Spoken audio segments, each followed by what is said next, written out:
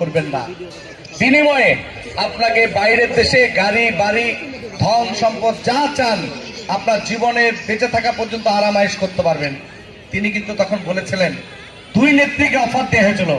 এক নেত্রী অফার পেয়ে কিন্তু দেশ ছেড়ে চলে গেছিলেন, আর দেশনেত্রী বেগম খালেদা জিয়া বলেছিলেন, আমার কোনো বিদেশে প্রভু নাই, আমি এই দেশে আমার শুধু দুইটি সন্তান নাই, এই দেশে 18 কোটি মানুষ আমার সন্তান, আমার পরিবার, আমি এদেরকে ছেড়ে কখনোই যাব না। দেশটি একইভাবে কিন্তু তিনাকে নির্যাতন করেছে।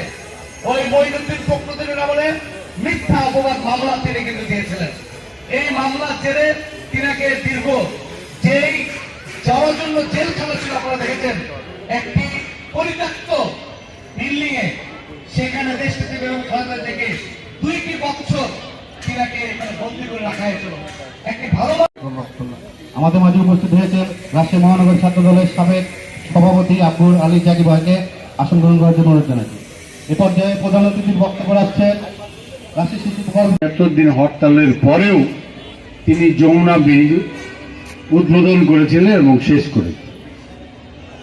আর তারপরে 96 সালে 15 ফেব্রুয়ারি নির্বাচন করে তিনি সংসদ ডেকে সংসদে তিনি তত্ত্বাবধায়ক সরকার পাশ করে তিনি আবার 15 দিন পরে ক্ষমতা থেকে চলে গেছেন এবং তত্ত্বাবধায়ক সরকারের কাছে ক্ষমতা দিয়েই তিনি সম্মান দিয়েছিলেন এদেশের জনগণকে।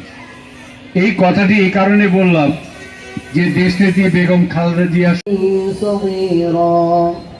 وقل رب ارحمهما كما ربياني صغيرا আয় আল্লাহ তাআলা কাদের গস্তরে ফরমান জামাতে আয় রব্বুল আলামিন তোমার কিছু বান্দাদেরকে নিয়ে মাওলা তোমার শহীদ আমরা হাত তুলেছি।